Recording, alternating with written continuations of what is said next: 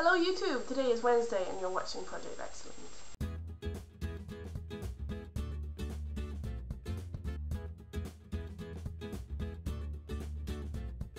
So this is my makeup video because I missed last week because once again I've been to the UK and once again I missed a week. But last week's theme, I'm not missing it, so I'm doing 2 videos today. This is video number 1. Basically this week's theme is to give away or to talk about our favourite books and to give them away to you guys, to sort of spread the literary love, if you will. Right now I am listening to this book again because it's been a while since I read it. Oh, my phone's ringing. Right, okay, back to the book. Okay, so, like I said, I have just started listening to this book again.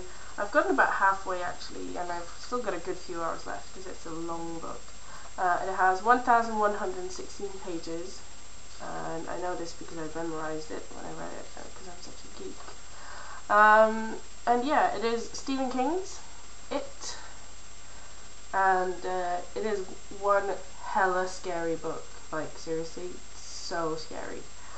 And because I do this, and I've done it since a long time ago, you can see, well, it's in Swedish, but it says I read it in the spring and summer of 1999, and I bought it in Gran Canaria, the Canary Islands.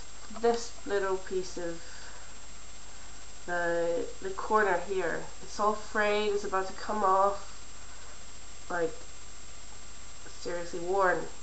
That is because it was so scary to read. I was twirling the corner with my fingertips as I was reading it. It is a story about a monster, basically, that is haunting a small town in New England, Maine, which is where most of Stephen King's books are set, if not all of them.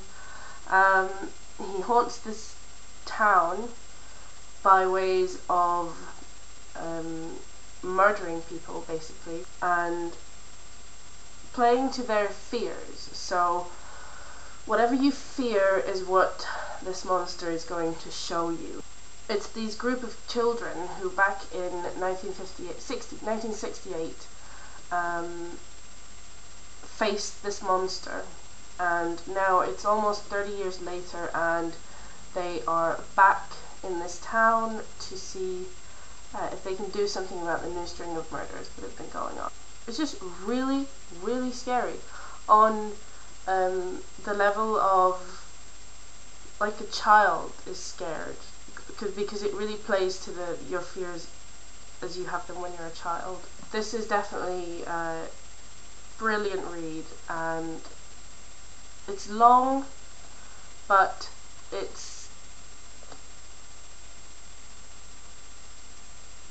good. I'm now going to play you an excerpt from the audiobook that I have from the second chapter of this book, where I think it really shows how well little things can creep you out quite badly. So enjoy. Bye. But the thought of the cellar was not a bit comfortable.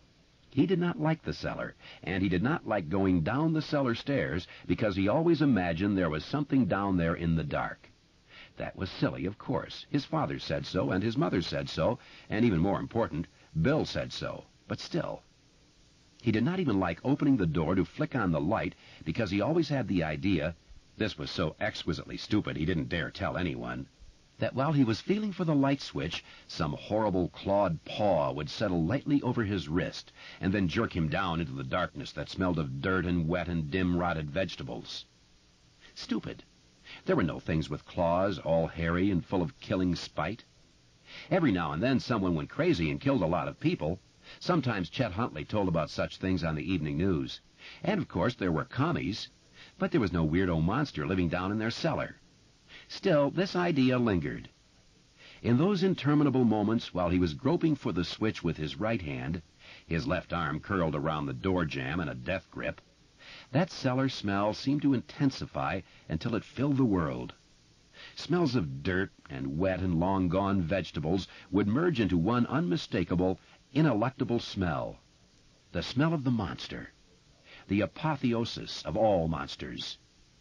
It was the smell of something for which he had no name, the smell of it, crouched and lurking and ready to spring, a creature which would eat anything, but which was especially hungry for boy meat.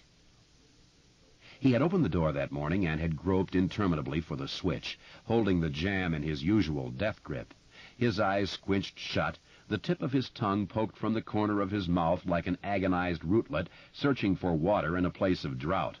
Funny? Sure, you betcha. Look at you, Georgie. Georgie's scared of the dark. What a baby. The sound of the piano came from what his father called the living room and what his mother called the parlor.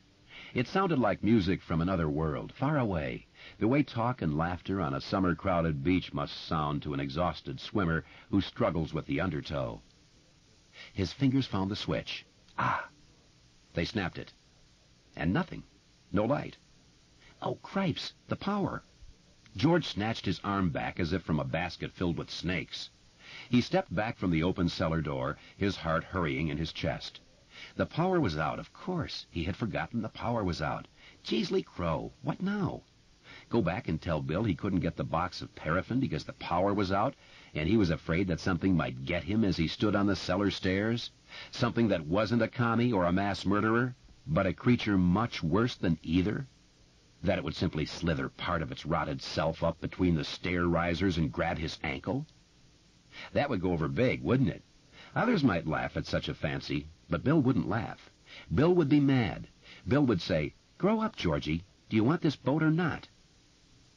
As if this thought were his cue, Bill called from his bedroom. Did it die out there, Georgie?" "No, I'm getting it, Bill," George called back at once. He rubbed at his arms, trying to make the guilty goose flesh disappear and be smooth skin again. "I just stopped to get a drink of water." "Well, hurry up." So he walked down the 4 steps to the cellar shelf, his heart a warm, beating hammer in his throat, the hair on the nape of his neck standing at attention, his eyes hot, his hands cold, sure that at any moment the cellar door would swing shut on its own, closing off the white light falling through the kitchen windows, and then he would hear it. Something worse than all the commies and murderers in the world, worse than the Japs, worse than Attila the Hun, worse than the somethings in 100 horror movies. It, growling deeply. He would hear the growl in those lunatic seconds before it pounced on him and unzipped his guts. The cellar smell was worse than ever today, because of the flood. Their house was high on Witcham Street, near the crest of the hill, and they had escaped the worst of it, but there was still standing water down there that had seeped in through the old rock foundations. The smell was low and unpleasant, making you want to take only the shallowest breaths. George sifted through the junk on the shelf as fast as he could. Old cans of kiwi shoe polish and shoe polish rags, a broken kerosene lamp, 2 mostly empty bottles of Windex, an old flat can of turtle wax.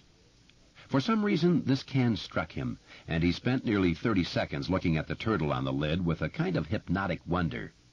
Then he tossed it back. And here it was at last, a square box with the word Gulf on it. George snatched it and ran up the stairs as fast as he could, suddenly aware that his shirt-tail was out, and suddenly sure that his shirt-tail would be his undoing. The thing in the cellar would allow him to get almost all the way out, and then it would grab the tail of his shirt and snatch him back, and... He reached the kitchen and swept the door shut behind him. It banged gustily. He leaned back against it with his eyes closed, sweat popped out on his arms and forehead, the box of paraffin gripped tightly in one hand.